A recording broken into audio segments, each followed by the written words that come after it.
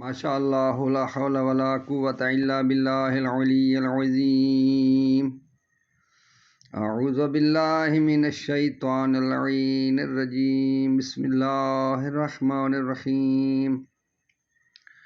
الحمد للہ رب العالمین والصلاة والسلام علی سید الانبیاء والمرسلین وآلہ الطیبین الطاہرین المعصومین الذین اذھب اللہ عنہم الرجس وطہرہم تطہیرا۔ اما بعد فقد قال اللہ سبحانہ وتعالی فی کتابہ المجید۔ بسم اللہ الرحمن الرحیم۔ فقال لهم رسول اللہ ناقۃ اللہ وسقیاها فکذبوه فعقروها فدمدم علیہم ربهم بذنبهم فسواها ولا يخاف عقباها۔ آج پچھلے ولاگ میں نے قبرستان کی قبروں کے متعلق اور قبرستان کے اندر تجاوز کے متعلق آپ سے گزارش کی تھی۔ تو سامعین، میں آج کے ولاگ میں آپ کو یہ عرض کرنا چاہتا ہوں کہ جو ظالم ہیں ان کا انجام کتنا برا ہوتا ہے۔ حضرت صالح علیہ السلام کی قوم سمود، جس نے فرمائش سے ایک اونٹنی بطور معجزہ مانگی تھی، تو حضرت صالح علیہ السلام کی دعا سے ایک اونٹنی پیدا ہوئی، جس کا نہ کوئی باپ تھا نہ کوئی ماں تھی، بلکہ وہ ایک پہاڑ سے نمودار ہوئی تھی۔ تو آج میں اس اونٹنی کے حوالے سے آپ کو چند واقعات سنانا چاہتا ہوں۔ قوم سمود یعنی حضرت صالح علیہ السلام کی قوم، اور یہ جو اونٹنی جو بطور معجزہ پیدا ہوئی تھی، اس اونٹنی کی لمبائی اور چوڑائی کے متعلق اختلافات پائے جاتے ہیں۔ کچھ لوگوں کا خیال ہے کہ اس اونٹنی کی لمبائی 1 میل تھی اور چوڑائی 120 گز تھی، اور کچھ لوگوں کا خیال ہے کہ اس کی لمبائی اور چوڑائی دونوں 100 گز تھے، اور اس کے ٹانگیں جو تھیں اس اونٹنی کی وہ 150 گز لمبی تھیں، اور اس اونٹنی سے قوم سمود کے تمام جانور ڈرتے تھے، اور جب وہ اونٹنی کنویں پر پانی پینے کے لیے آتی تو کنویں کا سارا پانی پی جاتی تھی۔ اس لیے لوگوں کو کافی دشواری ہوتی تھی، لہذا حضرت صالح علیہ السلام نے یہ فیصلہ کیا کہ اس کنویں سے ایک دن لوگ اپنی ضروریات کا پانی بھریں گے اور پئیں گے، اور دوسرے دن اس کنویں کا سارا پانی جو ہے وہ اونٹنی پیا کرے گی، اور اس پانی کے بدلے میں وہ اس اونٹنی کے دودھ سے استفادہ کریں گے، جو کہ ساری قوم کے لیے کافی تھا۔ تو اس طرح وہ اس کے دودھ سے فائدہ حاصل کرتے رہے، اور اتنا فائدہ حاصل کیا کہ وہ لوگ جو تھے، غریب جو تھے، وہ سارے دولت مند ہو گئے، اس کے دودھ کو پیتے تھے، اس سے مکھن نکالتے تھے، اور مختلف قسم کی تجارتیں کرتے تھے، ایک روایت میں ہے کہ اس اونٹنی کے بالوں سے دوسرے ممالک میں خرید و فروخت بھی کرتے تھے، یہاں تک کہ وہ لوگ امیر ہو گئے اور کافی دولت مند ہو گئے۔ تو کچھ لوگوں نے حضرت صالح علیہ السلام کی اونٹنی کو قتل کرنے کا پروگرام بنایا، کیونکہ حضرت صالح علیہ السلام کی اونٹنی کے متعلق لوگوں میں یعنی قوم سمود میں دو قسم کی آراء پائی جاتی تھی، لوگوں کی دو رائے تھی۔ کچھ لوگ وہ تھے جو اسے زندہ رہنا، اسے زندہ رکھنا چاہتے تھے، کیونکہ وہ اس سے فائدہ اٹھا رہے تھے اور اس اونٹنی کی وجہ سے ان لوگوں کی زندگی ثمر گئی تھی۔ اور کچھ وہ لوگ تھے جو اس علاقے میں سب سے پہلے برسر اقتدار تھے اور وہ بہت مال و دولت کے مالک تھے، اور جب یہ اونٹنی پیدا ہو گئی تو لوگوں نے ان سے فائدہ اٹھانا شروع کر دیا، تو لوگوں پر ان کا انحصار، لوگوں کا ان امیروں پر انحصار جو ہے وہ ختم ہو گیا۔ اب وہ خود کفیل ہو گئے تھے، تو اس وجہ سے وہ جو دولت مند صاحبان اقتدار تھے وہ کافی ناراض تھے کہ یہ لوگ ہمارے محتاج تھے اور ہمارے کام کیا کرتے تھے، اب ان کی حاجات جو ہیں وہ پوری ہو گئی ہیں، لہذا یہ ہمارے کسی کام کے نہیں ہیں، لہذا اس اونٹنی کو قتل کر دینا چاہیے۔ اور دوسری وجہ یہ بھی تھی کہ یہ جو اونٹنی تھی بہت بڑی اونٹنی تھی، اور اس کی وجہ سے قوم سمود کے جانور جو تھے وہ خوفزدہ ہو گئے تھے، اور خوفزدہ ہو کر آبادی سے جنگل کی طرف بھاگ گئے تھے، اور کچھ جانوروں کے متعلق یہ بھی لکھا ہوا ہے کہ وہ ڈر کے مارے مر گئے تھے۔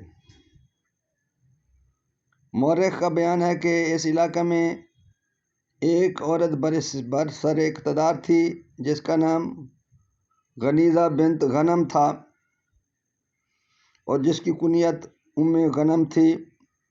یہ عورت بنی عبید ابن المحل سے تعلق رکھتی تھی اور ذؤاب ابن عمر کی زوجہ تھی۔ یہ عورت خود تو بوڑھی تھی لیکن اس نے کئی خوبصورت لڑکیاں رکھی ہوئی تھیں، اور انہی لڑکیوں کی وجہ سے لوگ اس کے پاس آتے جاتے رہتے تھے اور اس کا کاروبار خوب چمک رہا تھا۔ تو اس کا جو خاوند تھا وہ مسلمان ہو گیا۔ جب اس کا خاوند مسلمان ہو گیا تو اس نے اپنی دولت جو تھی وہ مسلمانوں پر خرچ کرنی شروع کر دی۔ تو جب اسے پتہ چلا کہ اس کا خاوند جو ہے وہ مسلمان ہو چکا ہے اور اس کی ساری دولت مسلمانوں پر خرچ کر رہا ہے، تو اس نے اپنے خاوند کو منع کر دیا کہ یہ دولت مسلمانوں پہ خرچ نہ کر۔ تو اس کے خاوند نے اسے بھی دعوت دی کہ تو بھی مسلمان ہو جا، تو اس عورت نے مسلمان ہونے سے انکار کر دیا اور اس کی مخالفت پر تل گئی، اور اس کے سب بچوں کو اپنے قبیلے کے لوگوں میں چھپائی۔ جب اس کے شوہر کو پتہ چلا تو اس نے اپنے بچے مانگے، تو اس نے کہا جب تک میں اپنے چچا کے بیٹوں سے یعنی کزنوں سے فیصلہ نہیں لوں گی تو اس وقت تک میں بچے آپ کے حوالے نہیں کروں گی۔ تو اس کے شوہر نے اس کی یہ بات مان لی اور اس بات پر راضی ہو گیا۔ جب اس عورت کو معلوم ہوا کہ اس کے چچا کے بیٹے بھی مسلمان ہو چکے ہیں، تو اس نے ان سے فیصلہ لینے سے بھی انکار کر دیا۔ لیکن جب ان کے چچا کے بیٹوں نے کہا کہ بھلائی اسی میں ہے کہ بچے اس کو واپس کر دو، ورنہ اس کا انجام خود بھگتو گی، تو پھر اس عورت نے ایک عورت اور دوسری عورت کو بھی اپنے ساتھ ملا لیا، جس کا نام تھا صدوق، اور ان عورتوں نے اتفاق کر لیا کہ حضرت صالح علیہ السلام کی اونٹنی کو قتل کرتے ہیں۔ اسی دوران میں حضرت صالح علیہ السلام نے اپنی قوم کو باخبر کر دیا تھا کہ اس مہینہ میں ایک شخص پیدا ہوگا جو اس اونٹنی کو قتل کرے گا۔ اس خبر سے سارے لوگ واقف ہو گئے، تو پھر اس مہینے میں جو بھی بچہ پیدا ہوتا اسے قتل کر دیتے تھے۔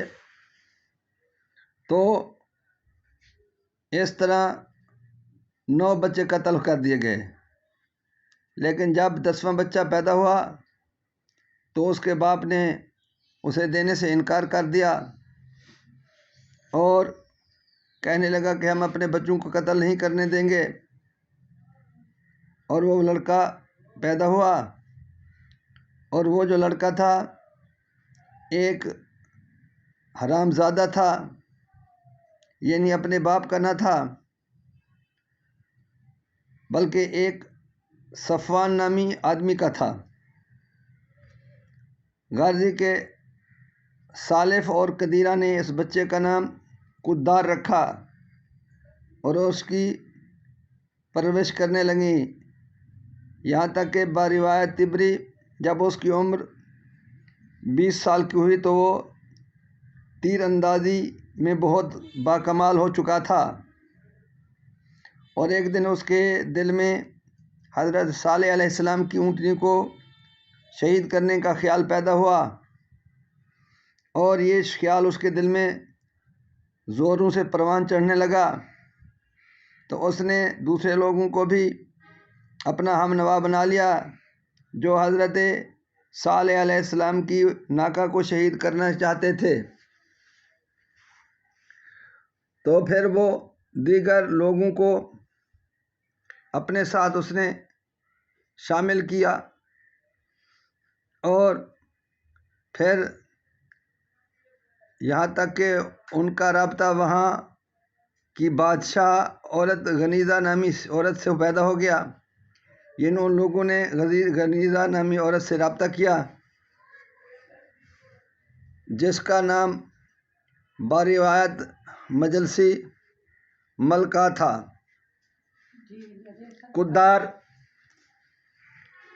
قدار نامی آنے لگا، اور غنیزہ کے دل میں حضرت صالح علیہ السلام کی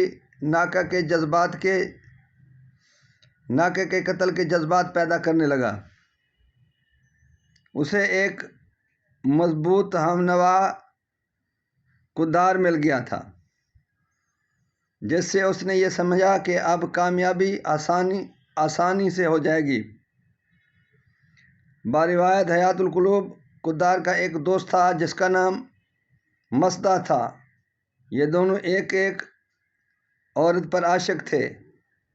قدار کی معشوقہ کا نام کتام تھا اور مصدع کی مشوقہ کا نام اقبال تھا، اور یہ چاروں ہر رات کو ایک مقام پر جمع ہو کر شراب پیتے تھے اور باہمی ایک دوسرے کو عیش عشرت کی داد دیا کرتے تھے۔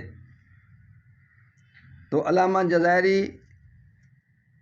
قدار کے متعلق لکھتے ہیں کہ قدار کا قد چھوٹا تھا، اس کی آنکھیں بھوری تھیں اور اس کا رنگ سرخ تھا۔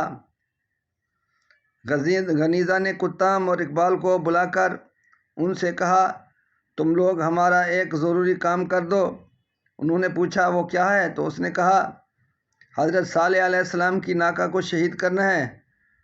تو انہوں نے کہا اس کی ترکیب کیا ہے؟ تو اس نے کہا آج رات کو جب قدار المصدع تمہارے پاس آئیں تو تم ان سے کہو کہ ہم تمہیں اس وقت تک اپنے پاس نہیں آنے دیں گی جب تک تم حضرت صالح علیہ السلام کی ناقہ کو شہید نہیں کر دو گے۔ اس طرح حضرت صالح علیہ السلام کی ناقہ کو شہید کرنے میں لوگوں کو رغبت دلائی گئی۔